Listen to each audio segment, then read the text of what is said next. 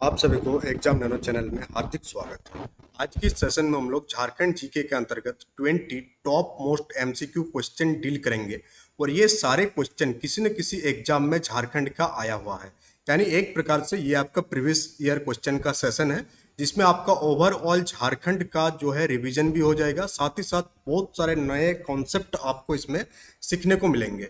तो चलिए हम लोग सेशन की शुरुआत करते हैं। आज का सेशन का पहला क्वेश्चन आपसे पूछा जा रहा है कि झारखंड के किस जिले में गर्म पानी का तालाब स्थित है, या हम लोग कह सकते हैं कि झारखंड के किस जिले में गर्म पानी का स्रोत स्थित है।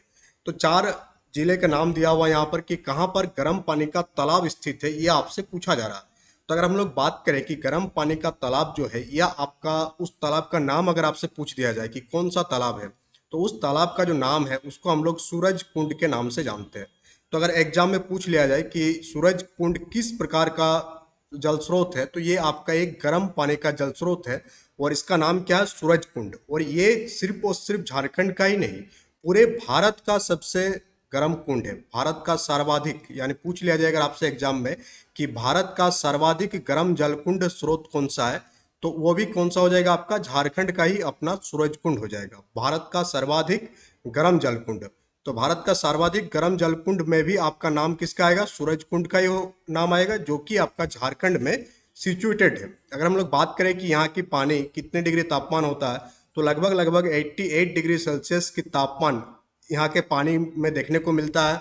और ऐसा माना जाता है, वो साइंटिफिकली ये सही भी है, कि अगर आप यहाँ के पानी में नहाएंगे तो बहुत सारे चर्म रोग जो है वो ठीक हो जाता है। अगर आपसे पूछा जाए कि इसका लोकेशन कहाँ है, तो इसका लोकेशन आपका हो जाएगा हजारीबाग। हजारीबाग में आपका सूरज कुंड स्थित है। अगर हम लोग बात करें कि हजारीबाग में कहाँ पर है, तो हजारीबाग में बरकट्टा, कहाँ पर आपका बरकट्टा, तो बरकट्टा नाम का स्थल है, वहां पर आपका सूरज कुंड स्थित है, जो कि आपका भारत का सर्वाधिक गर्म जल कुंड है और झारखंड का भी। तो अगर हम लोग बात करें गर्म जल कुंड के मामले में, सिर्फ और सिर्फ हजारीबाग नहीं है, बाकी बहुत सारे जिले में आपका गर्म जल कुंड पाया जाता है, जैसे कि धनबाद में भी पाया जाता है, चतरा, पलामू, इन सारे जगह पर आपका गर्म जल कुंड देखने को मिलता है। अगर पूछा जाए कि कौन सा जिला में सबसे ज्यादा, कौन सा जिला में सबसे ज्यादा गर्म पानी का स्रोत, तो गर्म पानी का जो स्रोत है, सबसे ज्यादा गर्म पानी का स्रोत किस जिला में सबसे ज्यादा है, तो किस जिले में सबसे ज्यादा है, आपका दुमका। दुमका जिला में सबसे ज्यादा गर्म पानी का स्रोत है, सबसे ज्यादा।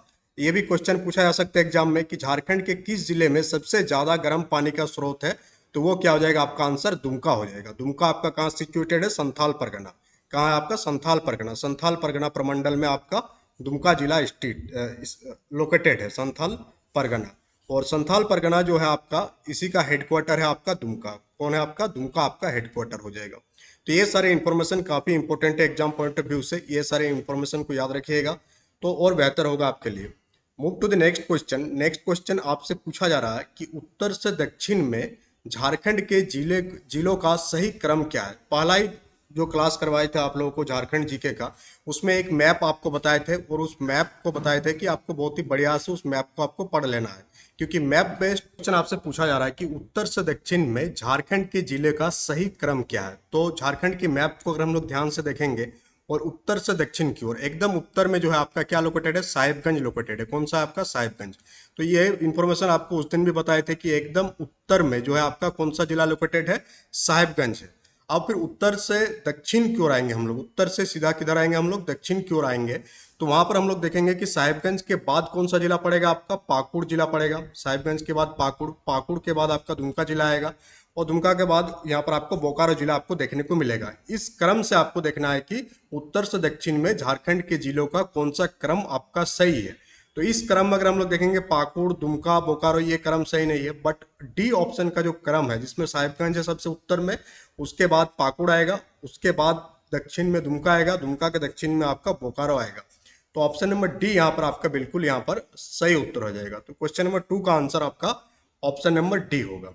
Move to the question number 3। और क्वेश्चन नंबर 3 आपसे पूछा जा रहा है कि 2012 में झारखंड सरकार ने किस स्थान पर आईटी पार्क हेतु software technology park of India, software technology park of India STPI, software technology park of India के साथ समझौता ज्ञापन पर हस्ताक्षर किया था। तो झारखंड सरकार क्या चाहते थे कि झारखंड में किस चीज का स्थापना हो, आईटी पार्क की स्थापना हो, इंफॉर्मेशन टेक्नोलॉजी पार्क।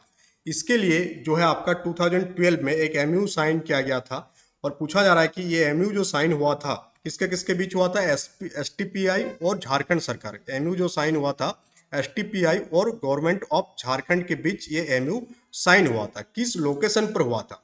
तो ये हुआ था आपका देवघर में ये एमयू साइन हुआ था, जिसमें क्या स्थापना करना था झारखंड में? सॉफ्टवेयर पार्क, आईटी पार्क या सॉफ्टवेयर पार्क क्या करना था आपका? स्थापना करना था। क्वेश्चन नंबर 4 की ओर मूव करेंगे हम लोग। क्वेश्चन नंबर 4 आपसे पूछा जा रहा है कि झारखंड के इनमें से कौन से संस्थान का नाम बिरसा मुंडा के याद में रखा गया है? तो अगर हम लोग बात करें बिरसा मुंडा, भगवान बिरसा मुंडा के याद में झारखंड में काफ़ी जगह का नाम है, काफ़ी संस्थान का नाम है। तो उनमें से एक है आपका बिरसा मुंडा जो एयरपोर्ट है रांची में, वो भी नाम है। जो बिरसा मुंडा सेंट्रल जेल है बिरसा मुंडा के नाम पर ही है। साथ ही जो स्टेडियम है वो भी भगवान बिरसा मुंडा के नाम पर ही है।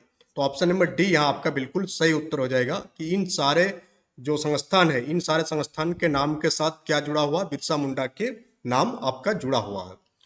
क्वेश्चन नंबर 5 आपसे पूछा जा रहा है कि कौन सा राष्ट्रीय राजमार्ग हजारीबाग और बहरागोड़ा को जोड़ता है? उससे पहले अगर आप झारखंड के किसी भी एग्जाम की तैयारी कर रहे हैं तो आप एग्जामिनर एप्लीकेशन को डाउनलोड कर लीजिएगा। वहां से आप बैचेस और नोट्स और टेस्ट सीरीज को आप एक्सेस कर सकते हैं। तो कौन सा राष्ट्रीय राजमार्ग है, कौन सा नेशनल हाईवे है जो हजारीबाग और बहरागोड़ा को जोड़ता है? तो NH-33। तो NH-33 जो है आपका हजारीबाग और बहरागोड़ा को आपको जोड़ता है। नेक्स्ट क्वेश्चन आपसे पूछा जा रहा है यहाँ पर कि झारखंड के किस जिले में लाह का सबसे अधिक उत्पादन होता है? अगर हम लोग बात करें लाह के मामले में यानी लाख के मामले में, तो झारखंड का स्थान काफी अग्रणी है। तो कौन सा जिला में लाह का सबसे अधिक उत्पादन झारखंड में होता है, ये आपसे यहाँ पर पूछा जा रहा है। तो इसका आंसर क्या हो जाएगा? इसका आंसर करने की कोशिश कीजिएगा कि कौन सा जिले में लाह का सबसे ज्यादा उत्पादन होता है। तो सबसे ज्यादा उत्पादन आपका खूंटी जिले में हम लोग को देखने को मिलता है। तो झारखंड में सबसे ज्यादा लाह उत्पादन कहाँ होता है? आपका खूंटी जिला में होता है। क्वेश्चन नंबर 7 को रिमूव करेंगे हम लोग और क्वेश्चन नंबर 7 आपसे पूछा जा रहा है कि झारखंड के राजभवन के आर्किटेक्ट कौन थे? और ये काफी इंपॉर्टेंट क्वेश्चन है, बहुत सारे एग्जाम में अभी तक पूछा जा चुका है कि झारखंड के राजभवन के आर्किटेक्ट कौन थे।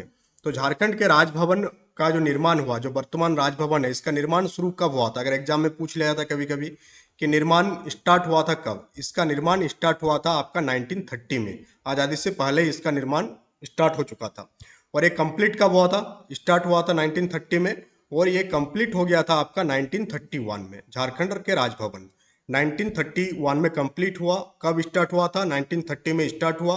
और इसका जो परिसर है उसे हम लोग इसका आर्किटेक्ट कौन था ये पूछा जा रहा। तो इसका आर्किटेक्टर था आपका सदालो ब्लेयर्ड। क्या हम थे? सदालो ब्लेयर्ड जो है झारखंड के राजभवन के आर्किटेक्ट थे। साथ ही साथ जो झारखंड के राजभवन के जो राज्यपाल का सचिवालय है, राज्यपाल का सचिवालय को किस नाम से जाना जाता है? तो झारखंड में राज्यपाल के सचिवालय को, सेक्रेटरीट हाउस को, सचिवालय को हम लोग आर्डरे हाउस के नाम से जानते हैं। किस नाम से जानते हैं हम लोग? आर्डरे हाउस। और ये जो आर्डरे हाउस है ये भी आपका कहाँ पर सिचुएटेड है? ये भी आपका झारखंड के राजभवन के अंदर ही सिचुएटेड है। राज्यपाल के जो सचिवालय है उसे हम लोग आर्डरे हाउस के नाम से जानते हैं, जो कि आपके झारखंड के राजभवन के अंदर में ही आपका क्या है? सिचुएटेड है। तो क्वेश्चन नंबर 7 का आंसर ऑप्शन नंबर ए हो जाएगा कि सदालो ब्लेयर्ड जो है झारखंड के राजभवन के क्या थे? आर्किटेक्ट थे। और मोस्ट इंपोर्टेंट क्वेश्चन है, काफी बार एग्जाम में पूछा गया है, तो इसको ध्यान में रखिएगा। Move to the question number 8। Question number 8 आपसे पूछा जा रहा है कि XLRI, इससे पहले के सेशन में भी हम लोग XLRI के बारे में बात किए थे। XLRI का फुल फॉर्म आपसे पूछा जा सकता है कि XLRI का फुल फॉर्म क्या है? तो XLRI का फुल फॉर्म है आपका जेवियर लेबर रिसर्च इंस्टीट्यूट। और ये पूरा भारत का काफ़ी जाने माने मैनेजमेंट इंस्टीट्यूट के कैटेगरी में आता है और काफ़ी पुराना है। और इसकी स्थापना कब हुई ये पूछा जा रहा है आपसे। तो इसकी स्थापना हुई थी आपका 1949। इसका लोकेशन कहाँ? आपका जमशेदपुर में सिचुएटेड है। कहाँ पर सिचुएटेड है? आपका Jamshedpur. Xavier school of management के नाम से भी इसे जाना जाता है। तो XLRI को ही हम लोग किस नाम से भी जानते हैं? जेवियर स्कूल ऑफ मैनेजमेंट के भी नाम से जानते हैं, जेवियर स्कूल ऑफ मैनेजमेंट। तो ये सारे नाम याद रखिएगा। झारखंड के इंस्टीट्यूट से क्वेश्चन पूछा जाता है एग्जाम में, यहाँ तक कि JPSC में भी पूछा जाता है। ये 2 या 3 क्वेश्चन रहता है आपका, हर एक एग्जाम में पूछा जाता है। ये सारे इंस्टीट्यूट नेशनल इंपॉर्टेंस का इंस्टीट्यूट है, काफ़ी पुराना इंस्टीट्यूट है। तो इन सारे से एग्जाम में क्वेश्चन बार बार पूछा जाता है। क्वेश्चन नंबर 9 आपसे पूछा जा रहा है कि झारखंड जगुआर हम लोग देखे होंगे कि झारखंड जगुआर एक स्पेशल फोर्स है। क्या है? एक स्पेशल फोर्स है। तो ये जो झारखंड जगुआर द्वारा निम्नलिखित में से किस शक्ति का नाम दिया गया, यानी झारखंड सरकार द्वारा जगुआर जो नाम दिया गया वो किस चीज का नाम दिया गया? तो वो नाम दिया गया आपका स्पेशल एंटी मॉइस्ट फोर्स को। किसको दिया गया नाम? स्पेशल स्पेशल एंटी मॉइस्ट यानी माओवादी विरोधी दल को क्या नाम दिया गया? आपका जगुआर नाम दिया गया। उन लोगों को स्पेशल ट्रेन किया गया सो दैट वो लोग माओवादी से फाइट कर सके। तो जगुआर नाम किसको दिया गया? किस दल को दिया गया जगुआर नाम? किस फोर्स को दिया गया? आपका स्पेशल एंटी मॉइस्ट फोर्स को किस नाम, क्या नाम दिया गया? आपका जगुआर नाम दिया गया। तो ये काफी इंपॉर्टेंट क्वेश्चन है, याद रखिएगा इसको। क्वेश्चन नंबर 10 आपसे पूछा जा रहा है कि झारखंड लोक निधि प्रबंधन प्रणाली को लागू करने वाला कौन सा राज्य बना? तो इस मामले में झारखंड पहला राज्य बना। किस चीज को लागू करने वाला? झारखंड लोक निधि प्रबंधन को लागू करने वाला पहला राज्य बना। ये कब लागू हुआ था? 2016। कब लागू हुआ था? 2016 में ये आपका लागू हुआ था। इस पॉइंट को भी याद रखिएगा कि झारखंड लोक निधि प्रबंधन प्रणाली को झारखंड में कब लागू किया गया? 2016 में लागू किया गया। और ऑल ओवर इंडिया में झारखंड पहला राज्य था इसको लागू करने वाला। टोटल 20 क्वेश्चन हम लोग डिस्कस करेंगे, सेशन में लास्ट तक बने रहिएगा। क्वेश्चन नंबर 11 आपसे पूछा जा रहा है कि झारखंड राज्य में जीवन भर की उपलब्धियों के लिए दिए गए पुरस्कार का नाम क्या है? जैसे कि भारत सरकार द्वारा बहुत सारे पुरस्कार दिया जाता है, तो उसी प्रकार से झारखंड सरकार के द्वारा भी जीवन भर की उपलब्धियों के लिए पुरस्कार दिया जाता है। और जीवन भर की उपलब्धियों के लिए जो पुरस्कार दिया जाता है वो क्या है आपका? वो है आपका अल्बर्ट एक्का पुरस्कार। कौन सा हो गया आपका? अल्बर्ट एक्का पुरस्कार। कभी कभी पूछ लिया जाता है एग्जाम में कि अल्बर्ट एक्का कहाँ के रहने वाले थे? तो अल्बर्ट एक्का जो है आपका गुमला के रहने वाले थे। कौन सा जिले के रहने वाले थे? गुमला के रहने वाले थे अल्बर्ट एक्का। इस पॉइंट को भी याद रखिएगा। क्वेश्चन नंबर 12 आपसे पूछा जा रहा है कि झारखंड के पलामू जिले में स्थित डाल्टनगंज शहर का नाम किसके बाद किया गया, यानी किस व्यक्ति के नाम के आधार पर झारखंड का डाल्टनगंज शहर का नाम पलामू जो डिस्ट्रिक्ट है उसमें आपका डाल्टनगंज नाम का एक सिटी है उसका नाम पड़ा था। तो उसका नाम पड़ा था आपका कर्नल एडवर्ड चीते डाल्टन के नाम के अकॉर्डिंग पड़ा था उस जगह का नाम डाल्टनगंज। बट 2001 में, कब इसका? 2001 में इसका नाम को बदल दिया गया। 2001 में नाम परिवर्तन किया गया। तो अब जो है डाल्टनगंज नाम नहीं बोला जाता, बट अभी भी डाल्टनगंज डाल्टनगंज सब कोई बोलता है। बट डाल्टनगंज का नाम अब क्या कर दिया गया? मेदिनी नगर। क्या कर दिया गया आपका? मेदिनी नगर कर दिया गया। तो मेदिनी नगर डाल्टनगंज का नया नाम है। और डाल्टनगंज नाम पड़ा था कर्नल एडवर्ड चीते डाल्टन के अनुसार। Move to the question number 13। और क्वेश्चन नंबर 13 आपसे पूछा जा रहा है यहाँ पर कि झारखंड में रजरप्पा किस नदी पर स्थित है? और ये क्वेश्चन काफी बार डिस्कस कर चुके हैं, फिर से इसको एलाबोरेट करने की जरूरत नहीं है। आप लोगों को पता ही होगा कि दामोदर और भैरा नदी के संगम पर आपका रजरप्पा मंदिर स्थित है। क्वेश्चन नंबर 14 पूछा जा रहा है आपसे कि XLRI किस शहर में स्थित है? अभी अभी हम लोग डिस्कस किए XLRI के बारे में। कब स्थापना हुई है इसका? 1949 में स्थापना हुई और ये आपका जमशेदपुर में स्थित है। और ऐसा ही एक है और XISS, ये आपका कहाँ पर है? ये आपका रांची में है। कहाँ पर? आपका रांची में। जो संत जेवियर्स कॉलेज है उसके बगल में आप देखिएगा तो आपको XISS दिखेगा। इसका फुल फॉर्म है आपका Xavier institute of social science या सर्विस हो सकता है, इसको डाउट है मेरा, तो इस दोनों चीज को ध्यान में रखिएगा। क्वेश्चन नंबर 15 आपसे पूछा जा रहा है कि निम्नलिखित को मिलाइए, आपको इसमें मिलान करना है। तो एक साइड में आपका व्यक्तित्व पर्सनैलिटी का नाम दिया हुआ है और दूसरे साइड में आपको दिया गया है कि उस पर्सनैलिटी से जुड़ा हुआ कौन सा फील्ड है। तो सबसे पहले आपका हरेन ठाकुर। क्या है? हरेन ठाकुर। फिर है आपका रघुनाथ मुर्मू, फिर आपका झानू हांसदा, फिर आपका बुद्धू भगत। तो सबसे पहले अगर हम लोग बात करें हरेन ठाकुर का, तो हरेन ठाकुर कौन थे? हरेन ठाकुर थे कलाकार, आर्टिस्ट थे। कौन थे? कलाकार थे। रघुनाथ मुर्मू, रघुनाथ मुर्मू कौन थे? तो रघुनाथ मुर्मू जो थे आपका कौन थे? एक साहित्यकार थे। कौन थे? आपका साहित्यकार। ठीक है। झानू हांसदा कौन थे आपका? झानू हांसदा आपका स्पोर्ट्स पर्सन में आपका गिनती आ जाएगा। बुद्धू भगत कौन थे? आपका एक ही बच गया तो वो हो जाएगा आपका राजनीतिक कार्यकर्ता। तो इस प्रकार से इसका आंसर आपका हो जाएगा, किसमें मिलान हो रहा है? ए का 3 और बी का 4। ए का 3 बी का 4। ऑप्शन नंबर ए में ही आपको दिख रहा है ए का 3 बी का 4। ऑप्शन नंबर ए इसका बिल्कुल सही उत्तर हो जाएगा। Move to question number 16। Question number 16 आपसे पूछा जा रहा है कि किस विधानसभा चुनाव में पहली बार झारखंड राज्य में भाजपा जो है पूरी बहुमत के साथ आया था? तो कौन सा विधानसभा चुनाव में पहली बार झारखंड राज्य में बीजेपी यानी भारतीय जनता पार्टी जो है बहुमत के साथ जो है सरकार का गठन किया था। तो 2014 वाला जो टर्म था, 2014 से लेकर के 2019 तक वाला टर्म में आपका बीजेपी जो है आपका बहुमत में था। और उस टाइम चीफ मिनिस्टर किसको बनाया गया था, सीएम, तो रघुवर दास को। किसको बनाया गया था, रघुवर दास को बनाया गया, रघुवर दास को। और फिर 2019 वाला में 2019 वाला में गठबंधन सरकार बना। कौन सा सरकार बना, गठबंधन सरकार बना। अभी जो चल रही है गठबंधन सरकार है, जेएमएम का गठबंधन सरकार है 2019 से लेकर के 2024 तक। और अभी हम लोगों का क्या इलेक्शन का अनाउंस हो चुका है। तो कौन सा विधानसभा था वो, कौन सा विधानसभा चुनाव था वो, कौन सा विधानसभा चुनाव, 2014 वाला। कौन सा हो जाएगा आपका, 2014, यानी कि 28 दिसंबर 2014 वाला चुनाव में बीजेपी जो है आपका बहुमत में आया था।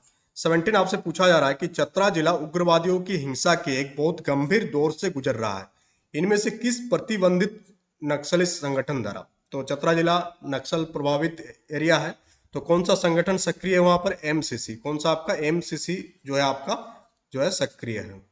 क्वेश्चन नंबर 18 आपसे पूछा जा रहा है कि जमशेदपुर निम्नलिखित नदियों में से किस तट पर स्थित है। अगर आप जमशेदपुर आए होंगे तो आपको दो नदी के संगम पर आपका जमशेदपुर शहर स्थित है। एक आपका स्वर्णरेखा नदी और दूसरा आपका खरखई नदी। तो इस पॉइंट को याद रखिएगा। चतरा जिला किस राष्ट्रीय राजमार्ग पर स्थित है, ये आपसे पूछा जा रहा है। तो चतरा जिला जो है NH99 और NH100 के राजमार्ग पर स्थित है। 19 का आंसर ऑप्शन नंबर ए हो जाएगा। 20 आपसे पूछा जा रहा है कि झारखंड के आदिवासी गांव में होकर क्या क्या क्या है। तो झारखंड के आदिवासी गांव में होकर क्या है, एक प्रकार का जानकारी को प्रचार करने के लिए जो व्यक्ति होता है, कोई भी इंफॉर्मेशन को, उसको आदिवासी गांव में होकर कहा जाता है। तो 20 का आंसर ऑप्शन नंबर सी हो जाएगा। तो इस प्रकार से टोटल 20 क्वेश्चन हम लोग आज के सेशन में डिस्कस किए। काफ़ी इंपॉर्टेंट सेशन रहा, काफ़ी नए नए इन्फॉर्मेशन हम लोग बात किए। और जैसा कि हम लोग जानते हैं कि झारखंड के जितने भी एग्जाम होता है, झारखंड में जितना भी एग्जाम लिया जाता है, उसका कोई टाइम टेबल नहीं फिक्स नहीं होता, कब एग्जाम होगा कब एग्जाम नहीं होगा। बट आपको मोटिवेशन बनाए रखना है, सो दैट रेगुलर बेसिस पर आप चीज़ों को पढ़ते रहे। कब एग्जाम का डेट दे देगा, कब एग्जाम ले लेगा, फिर ढंग से एग्जाम भी लेगा कि नहीं लेगा, इस पर पूरा का पूरा डाउट ही रहता। अभी सीजीएल वाला मामला देख ही रहे हैं आप लोग कि किस प्रकार से मामला को खींचा जा रहा है, जबकि पूरा का पूरा एग्जाम गलत तरीके से हुआ। तो इन सारे के बीच में भी आपको मोटिवेट रहना है, आपको सभी चीज़ों में पार्टिसिपेट करना है। उधर जो आंदोलन होता है उसमें भी आपको पार्टिसिपेट करना है, वो साथ ही साथ अपना आपको तैयारी भी करते रहना है।